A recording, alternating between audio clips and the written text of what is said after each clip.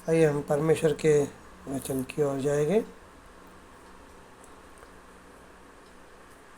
मत्ती रचित सुसमाचार अध्याय 13 वचन 38।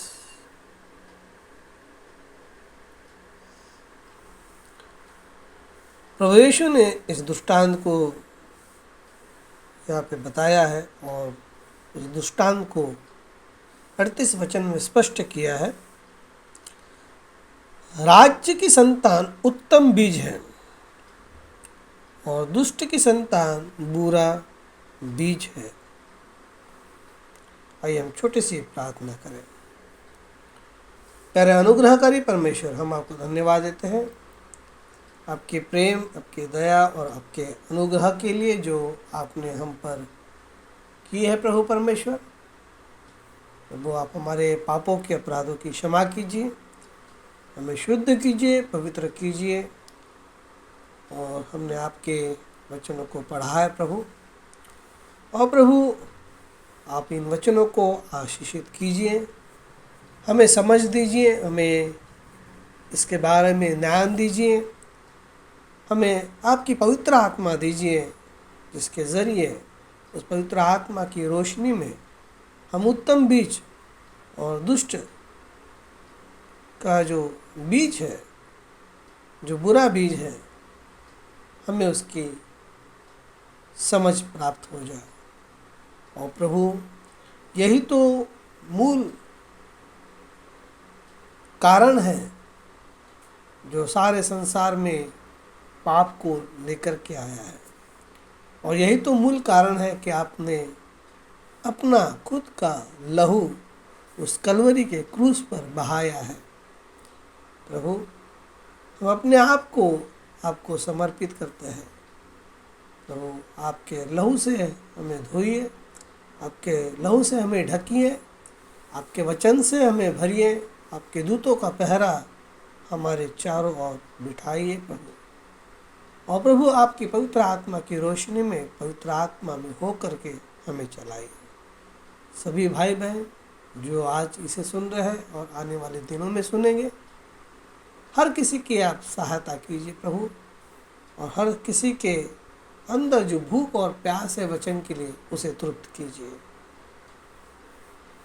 प्रभु, हम आपको धन्यवाद देते हैं और आपकी स्तुति, प्रशंसा, तारीफ और बढ़ाई करते हैं। प्रभु यीशु मसीह के नाम से मांगते हैं, सुनिए और कबूल कीजिए। आमीन। तो प्रभु को हम धन्यवाद देते हैं। और पिछले सप्ताह हमने इस विषय को देखा था और ये इसका दूसरा भाग है। हमने कुछ सवालों को जो मेरे मन में थे, उन सवालों को मैं सामने लेकर के आया और उन सवालों के ऊपर कि परमेश्वर का वचन उस पर क्या कहता है, और उन सवालों के ऊपर हमने एक बहुत सुंदर समय बिताया। और मैं विश्वास करता हूँ अगर आप उसे फिर से सुनेंगे तो आपको फिर से वास्तविक एक आत्मिक लाभ होगा, एक आत्मिक समझ मिलेगी, और आप उसके ज़रिए, उस रोशनी के ज़रिए, परमेश्वर के वचन की रोशनी के ज़रिए, पवित्र आत्मा की रोशनी के ज़रिए इस संसार में, अंधकार में संसार में जब हम चल रहे हैं, तब हमें ये सच में ही रास्ता दिखाएगा। तो जैसे कि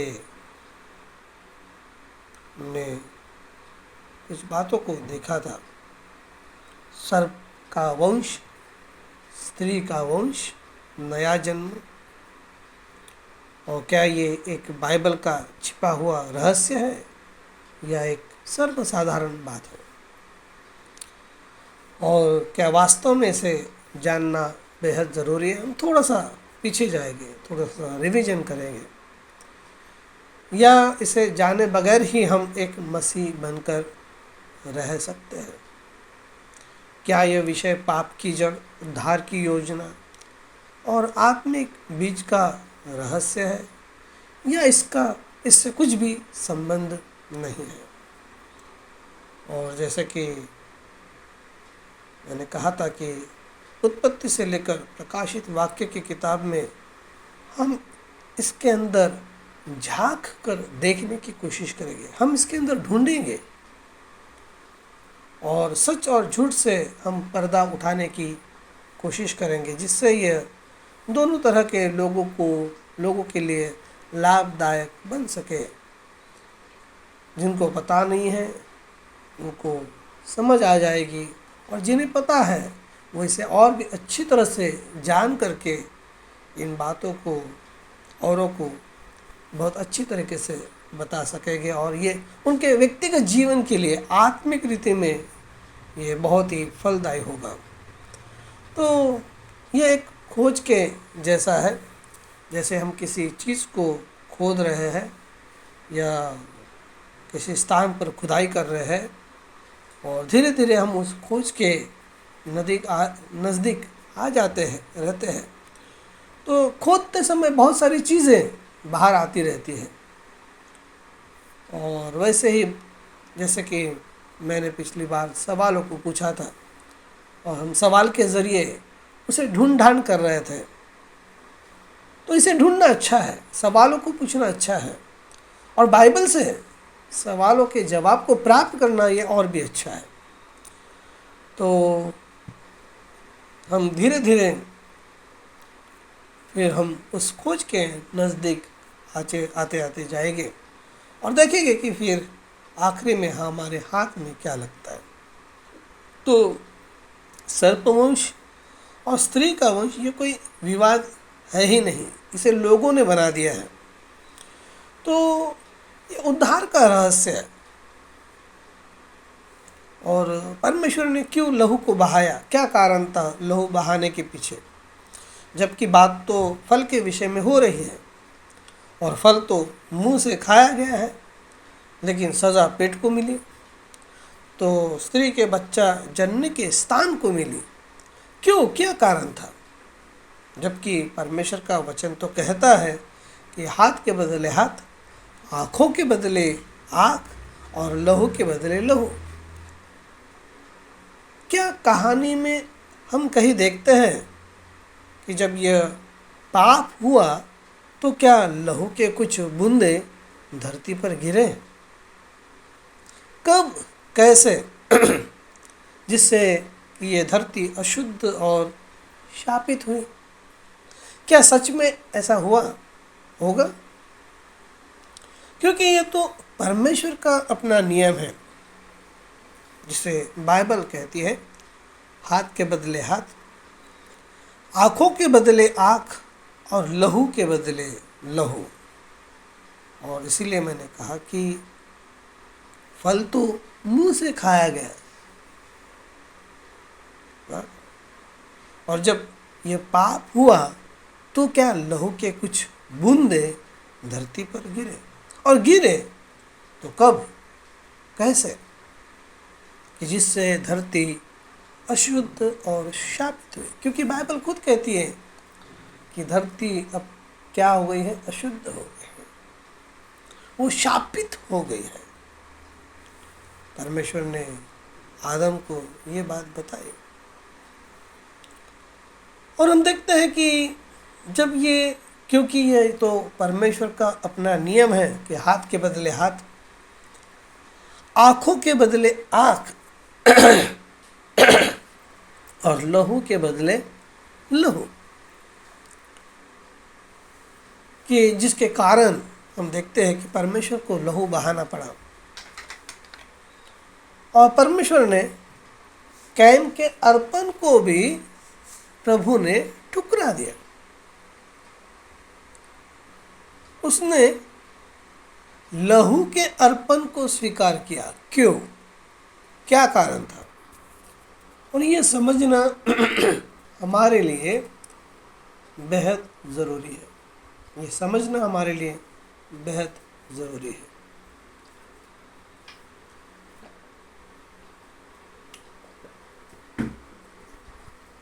तो जैसा कि हम देखते हैं, सर्प का जो बीज है या सर्प का जो वंश है, तो इस शिक्षा को बहुतों ने विवादित या भ्रामक विषय समझा है। या इस विषय को भ्रामक बनाया है, इस विषय को उन्होंने विवादित विषय बनाया है। लेकिन जो इंसान बाइबल के ऊपर विश्वास करता है, परमेश्वर प्रभु यीशु मसीह के वचन के ऊपर विश्वास करता है, और बाइबल जैसे कि हम देखते हैं 40 से ज़्यादा भविष्यवक्ताओं की वो क्या है, किताब है, भविष्यवक्ताओं का वो संदेश है जिसे परमेश्वर के द्वारा उन्होंने प्राप्त किया। तो ये संदेश भी इस बातों को स्पष्ट करते हैं कि ये कोई काल्पनिक विचार नहीं है। जब परमेश्वर और बाइबल का परमेश्वर और जब प्रभु यीशु मसीह कहता है कि ये कोई काल्पनिक विचार नहीं है, तब हम क्यों कहें कि ये कोई काल्पनिक है, ये एक भ्रम है, या हम इसे नहीं मानेंगे। तो ये चीज़ें आपको परमेश्वर की नज़र में अविश्वासी बना देते हैं, क्योंकि ये चीज़ें तो हम उत्पत्ति से लेकर प्रकाशित वाक्य तक देखते हैं और आने वाले दिनों में हम भी देखेंगे। और ये जो बात है, ये जो बीज का जो बात है, हम उत्पत्ति के अध्याय में देखते हैं कि तुम्हारे और स्त्री के बीच में बैर, तुम्हारा बीज और उसका बीज, तुम्हारा वंश और उसका वंश। तो वंश कोई काल्पनिक नहीं है। अब जब मेरे घर में मेरा वंश है या मैं अपने माता पिता का वंश हूँ, तो मैं कोई विचार नहीं हूँ, केवल मैं कोई कल्पना नहीं हूँ। या आप अगर अपने परिवार के वंश है या आपके परिवार का वंश आगे बढ़ रहा है, तो आपका वंश या आप जो आपके परिवार का वंश है वो कोई कल्पना नहीं है, कोई विचार नहीं है। तो यही चीज़ प्रभु यीशु मसीह यहाँ पर बता रहा है, जिसे मैंने शुरुआत में पढ़ा था। राज्य की संतान उत्तम बीज है और दुष्ट की संतान बुरा बीज है। मत्ती अध्याय 13 वचन 38। और जब हम परमेश्वर के बेटे और बेटियों के बारे में जब हम बात करते हैं, तो स्वयं परमेश्वर का वचन, स्वयं पवित्र आत्मा यह कहता है, पहला यूहन्ना अध्याय 3 और वचन 9 में, जो कोई परमेश्वर से जन्मा है वह पाप नहीं करता, क्योंकि उसका बीज उसमें बना रहता है। तो ये बीज जो है ये बहुत महत्वपूर्ण है। तो ये केवल भौतिक रचना के लिए नहीं था, यानी जिसे लोग काल्पनिक कहते हैं, लेकिन बाइबल से काल्पनिक नहीं मानती है, ये तो भौतिक भी मानती है, ये तो शारीरिक रीति से भी मानती है, और बाइबल इसका प्रमाण है। लेकिन ये आत्मिक संसार में भी लागू होता है। क्यों लागू होता है? क्योंकि ये परमेश्वर का वचन है। क्योंकि बीज का जो सिद्धांत है ये पवित्र शास्त्र का ये पहला नियम है, और इस नियम को हम उत्पत्ति के अध्याय 1 और वचन 11 में पाते हैं। बाइबल कहती है प्रत्येक बीज अपने ही प्रकार का फल उत्पन्न करे। ये नियम जो है ये परमेश्वर ने नियम लगा करके दिया, अपने ही प्रकार का, अपने ही स्वभाव का। जो उसके अंदर है वही चीज़ें सारे के सारे उस फल के अंदर है। जो बीज के अंदर है वही फल के अंदर आएगा। तो परमेश्वर ने सृष्टि के आरंभ में ही इस सिद्धांत को स्थापित किया था। तो ये मेरा सिद्धांत नहीं है या किसी और का सिद्धांत नहीं है, ये बाइबल का सिद्धांत है। बाइबल के परमेश्वर का, एलोहिम का, यहोवा परमेश्वर का सिद्धांत है। ये यहोवा यूं फरमाता है, ये यहोवा की वाणी है। तो ये केवल कोई कल्पना नहीं है, ये केवल कोई विचार नहीं है, ये एक वास्तविक भौतिक चीज़ है। एक शारीरिक रीति से यह बीज, इस बीज के द्वारा एक शरीर वहाँ पर उत्पन्न हुआ है। तो ये केवल भौतिक रचना के लिए नहीं था, उसके बाद भी ये आगे जाता है और ये आत्मिक संसार में भी लागू होता है। यानी उस सर्प का जो बीज था वो एक शरीर के रूप में प्रकट हुआ है। जिस प्रकार से स्त्री का जो बीज था, स्त्री का जो वंश था, बीज यानी वंश था, क्योंकि स्त्री के पास बीज नहीं होते हैं, उसके पास अंडे होते हैं। तो ये जो स्त्री की जो संतान है, उसके विषय में जब बात करते हैं तो वो भी शरीर में वहां पर प्रकट हुआ है, लेकिन उसके पास जो था, हम उसके बारे में आगे देखेंगे। ठीक है, तो ये जो बीज का जो नियम है वो आत्मिक संसार में भी लागू होता है। और आप मत्ती के 13 अध्याय को ज़रूर पढ़िए, उस पर चिंतन और मनन कीजिए कि किस प्रकार से प्रभु ने बीज के दृष्टांत के द्वारा राज्य की संतान और दुष्ट की संतान का खुलासा किया है। तो जैसे कि मैंने पिछली बार कहा था कि हर आत्मा में कोई ना कोई बीज होता है, या तो वो परमेश्वर का है या तो शैतान का है, और वही बीज ही उसके जीवन की दिशा तय करता है। तो हम दूसरे नंबर पर आते हैं, दूसरे बात पर, विषय पर आते हैं। तो जब हम आदम और हवा के पाप के विषय में जब बात करते हैं तो हवा का जो पाप था वो केवल फल खाना था क्या, या वो लहू का बहाना था? मतलब एक सवाल है। ठीक है, क्योंकि लोग पूछते हैं कि वास्तव में केवल एक फल खाने से पूरी मानवता गिर सकती है, पूरी धरती भ्रष्ट हो सकती है, पूरी धरती पर इतनी अनैतिकता आ सकती है, खून, मर्डर, व्यभिचार, पागलपन, बीमारियां, जेल, युद्ध। देखिए इतनी सारी बातें, इतनी सारी बातें। और बाइबल भी खुद कहती है कि लहू बहाए बिना पापों की क्षमा नहीं होती। इब्रानियों की पत्री अध्याय 9 वचन 22, लहू बहाए बिना पापों की क्षमा नहीं होती। ये क्यों है ऐसा? क्या पाप का कारण लहू था? क्या वो पाप केवल नैतिक गलती नहीं थी? क्या कहीं वो ऐसा कार्य तो नहीं था जिसने मनुष्य के लहू को ही भ्रष्ट किया? क्योंकि उत्पत्ति के अध्याय 3 और वचन 15 में ऐसा कहा गया है, मैं तेरे और स्त्री के बीच और तेरे वंश और उसके वंश के बीच शत्रुता उत्पन्न करूंगा। जी हाँ, क्या स्त्री का वंश इसीलिए कुंवारी लड़की के पेट से पैदा हुआ? क्योंकि मनुष्य का लहू भ्रष्ट हुआ था और स्वयं परमेश्वर को शब्द बोलने के द्वारा लहू बनाना पड़ा, और वो परमेश्वर का लहू था। वह एक शुद्ध और एक पाक लहू था जिससे उसने मनुष्य जाति के उद्धार के लिए लहू बहाया। तो ऐसा कौन सा भ्रष्ट कार्य हुआ जिससे मनुष्य का लहू भ्रष्ट हुआ? देखिए हमें सवाल पूछना चाहिए, हमारे दिमाग में ये बातें आनी चाहिए।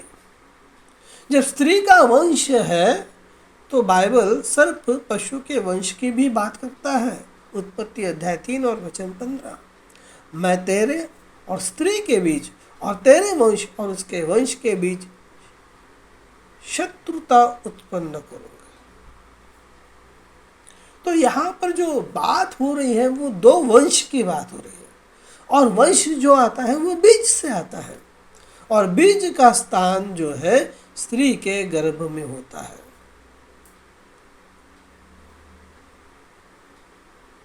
जी,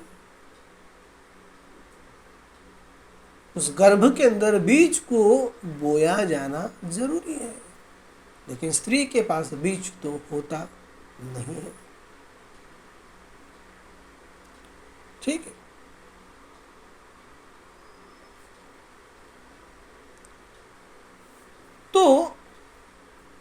हम ये देखते हैं कि स्त्री को वो बीज लेना पड़ता है, अपने गर्भ के अंदर उसे उस बीज को धारण करना पड़ता है। ठीक है, तो अब यही सवाल आता है, हम उस सवाल के ऊपर भी आगे आगे जाएंगे। क्या कहीं स्त्री के गर्भ में दो बीज तो नहीं बोए गए? क्यों क्यों ऐसे सवाल मन में आते हैं?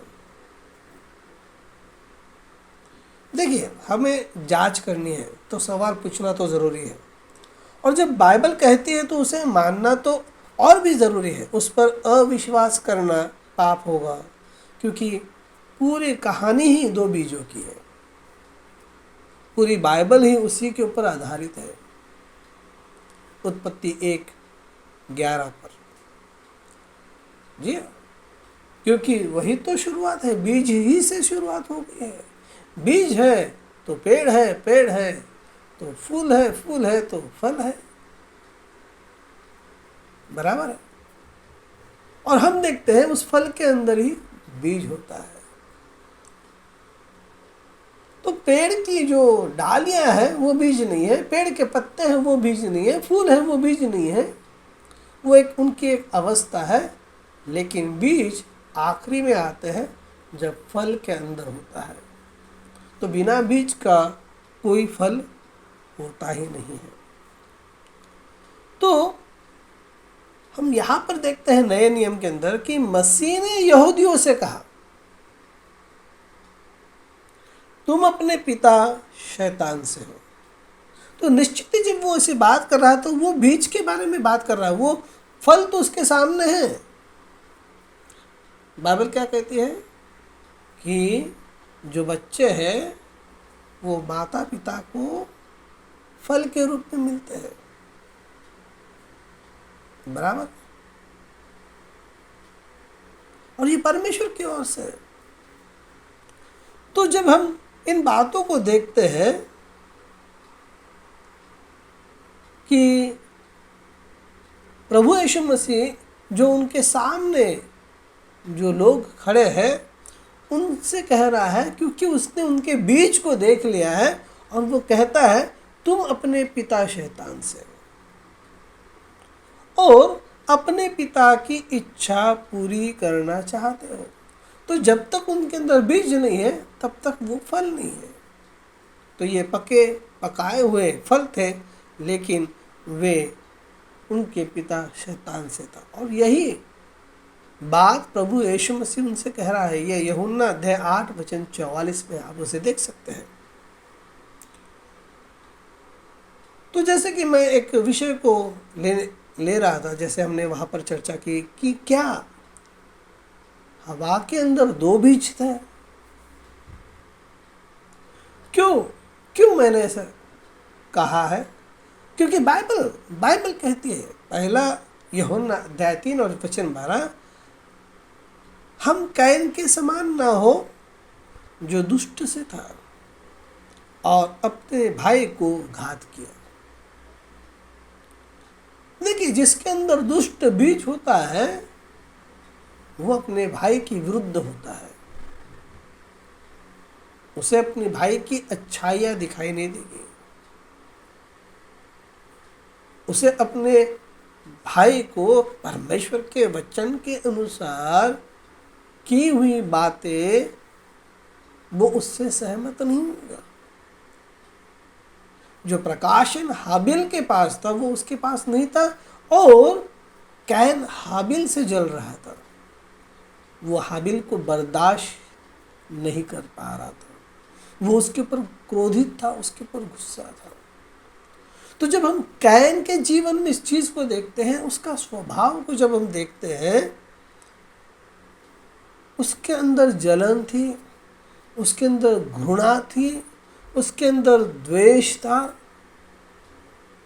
उसके अंदर क्रोध था, उसके अंदर हत्या करने की लालसा थी। देखिए, हम यहाँ पर देखते हैं कि किस प्रकार से ये कैन का स्वभाव था। वो अपने भाई से प्रेम नहीं कर रहा था।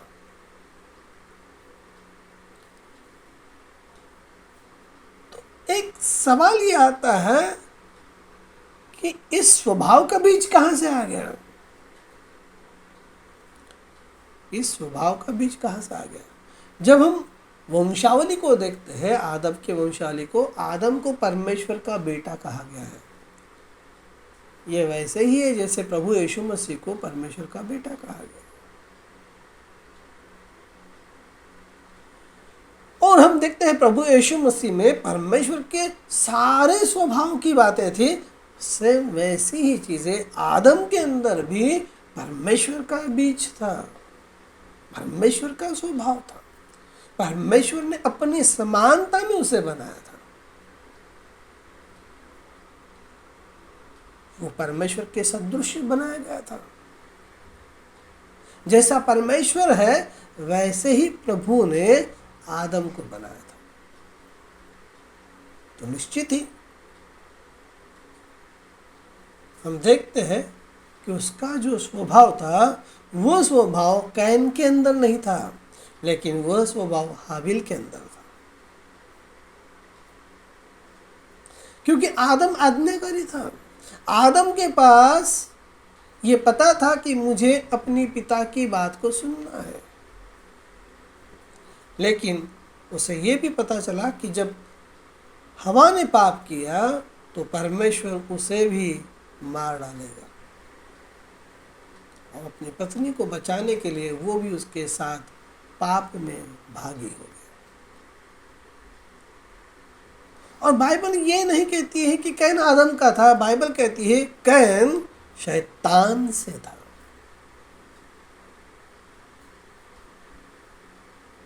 बाइबल कहती है, हम नहीं कहते हैं। तो हम देखते हैं कि कैन का ये स्वभाव, निश्चित ही इस स्वभाव, हर एक स्वभाव के पीछे एक बीज होता है, हर एक गुण के पीछे बीज होता है, फलों के पीछे बीज होता है। बाइबल कहती है मसीह के अंदर आत्मा के फल आना जरूरी है। अगर आपके अंदर बीज होगा, अगर आपके अंदर परमेश्वर की आत्मा होगा, क्योंकि हर एक आत्मा के अंदर एक बीज होता है। अगर हमारे अंदर मसीह की आत्मा होगी तो हम मसीह के स्वभाव को उत्पन्न करेंगे। अगर हमारे अंदर परमेश्वर की आत्मा होगी हम परमेश्वर के स्वभाव को उत्पन्न करेंगे। और आदम के अंदर परमेश्वर की आत्मा थी। बाइबल खुद कहती है जोई, हाँ बाइबल कहती है परमेश्वर ने उसके अंदर जोई को डाला। ये जोई और कुछ नहीं है, परमेश्वर का जीवन है, परमेश्वर की आत्मा है। इसीलिए प्रभु यीशु मसीह कहता है कि मेरा वचन आत्मा और जीवन है।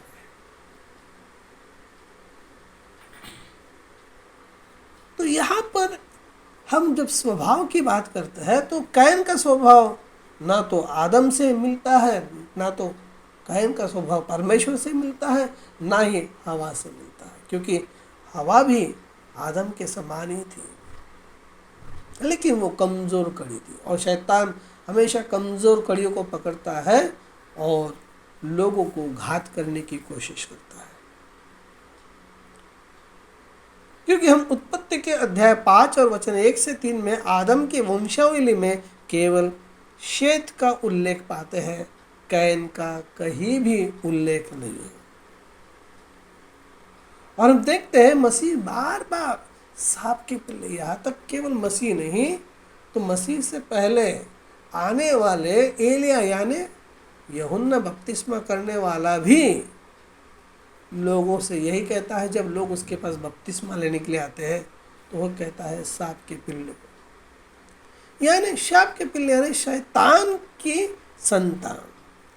ऐसे शब्द यहूदी नेताओं के लिए, लोगों के लिए प्रभु यीशु मसीह ने इस्तेमाल किए हैं। जी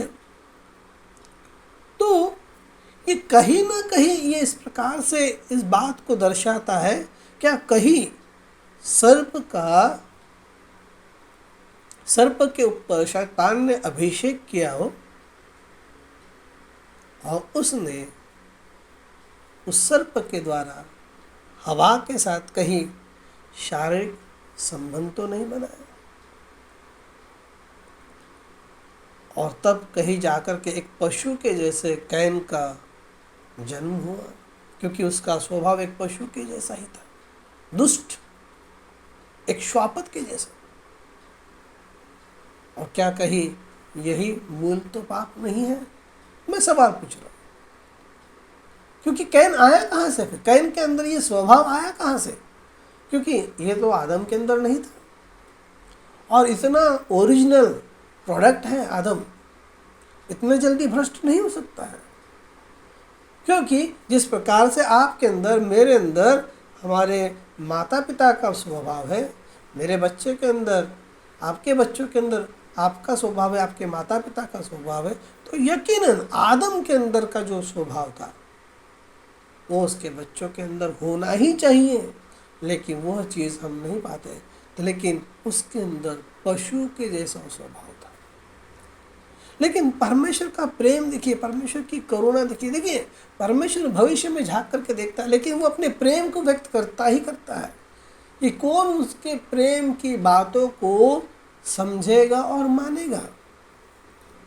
परमेश्वर ने कैन से भी प्रेम किया और उसे बचाना चाहा, और यही कहा कि देख पाप दरवाजे पर खड़ा है, लेकिन उसने परमेश्वर की बातों को नहीं माना। और ये परमेश्वर को भी पता था, ये मेरी बातों को नहीं मानेगा, ध्यान नहीं देगा। तो यही एक चीज कैन के विषय में स्पष्ट हो जाती है कि कैन कभी आदम का पुत्र था ही नहीं। वो उस समय के सबसे चालाक प्राणी यानी सर्प का पुत्र था। जी है। और यही एक चीज है, क्योंकि परमेश्वर के राज्य में प्रभु किसी भी भ्रष्ट चीज को, भ्रष्ट बीज को नहीं ले सकता है। और फिर नया जन्म, बीज का परिवर्तन ही एकमात्र मार्ग है। और इस चीज को हम वहां पर पाते हैं। कहाँ पर? हम यूहन्ना के अध्याय 3 और वचन 3 में इस चीज को पाते हैं। प्रभु यीशु मसीह कहता है, यदि कोई नए सिरे से जन्म ना ले तो परमेश्वर का राज्य नहीं देख सकता। देखिए, ये निकोदेमुस ने प्रश्न किया है प्रभु से, और प्रभु ने उसे जवाब दिया है, उत्तर दिया है। और इसीलिए तो ये सवाल उत्पन्न हो जाता है, हम जिस प्रकार से पैदा हो गए हैं, क्या वो पैदा होना प्रभु कबूल नहीं कर रहा है? प्रभु उसे ग्रहण नहीं कर रहा है। जिस प्रकार से शारीरिक रीति से हमारा जन्म हुआ है, उस शारीरिक जन्म को प्रभु कबूल नहीं करता है। और इसीलिए यहाँ पर यह बताया गया है कि नए जन्म के बारे में, नए जन्म के बारे में। तो इसी से हमें पता चलता है कि हमारा जो पहला जो जन्म है, हम एक दोष युक्त बीज से उत्पन्न हो गए हैं, पाप के बीज से उत्पन्न हो गए।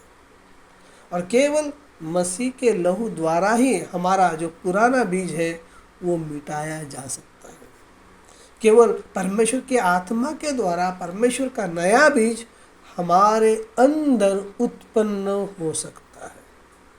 आप कहेंगे क्या ये चीज़ बाइबल में है? जी हाँ, मैंने पिछली बार भी पढ़ा था, इस बार भी मैं पढ़ता हूँ। पहला पत्रस अध्याय 1 वचन 23, तुम नाशमान नहीं पर अविनाशी बीज से परमेश्वर के वचन के द्वारा नए सिरे से जन्मे हो। और यही चीज़ हम देखते हैं कि प्रभु यीशु मसीह कहता है कि मेरा वचन आत्मा और जीवन है। जी है, तो परमेश्वर का वचन ही बीज है। और इसीलिए मैंने कहा कि हर एक आत्मा में एक बीज है। तो नया जन्म केवल ये नहीं है कि आप एक नया जीवन जीना शुरू करने लगते हैं, जीने लगते हैं, कुछ नई बातें करने लगते हैं, ये वो नहीं है। ये है बीज का बदलना।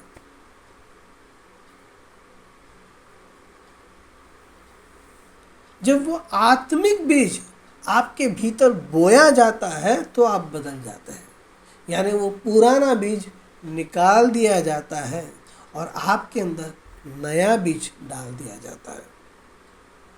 जी हाँ, तो यही वो चीज़ है कि मसीह का लहू, हम वापस लहू पर आ रहे हैं, तो ये मसीह का लहू ही वो काम करता है, उस पुराने बीज को मिटाकर या उसे निकालकर नया बीज बोने के लिए ये बहुत ही बलवान और सामर्थ्यवान है। तो मसीह का बलिदान, प्रभु यीशु मसीह का बलिदान केवल क्षमा नहीं था, ये पूर्ण रीति से फिर से बीजारोपण था, जो आपके हृदय के अंदर, जो आपके प्राणों के भीतर बोया जाता है।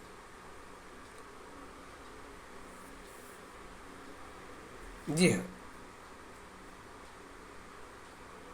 और इसीलिए हम देखते हैं कि प्रभु परमेश्वर नहीं चाहता था कि जो मनुष्य के उद्धार के लिए कोई मानवीय बीज हो, नहीं, क्योंकि वो तो भ्रष्ट हो चुका है, वो बीज भ्रष्ट हो चुका है।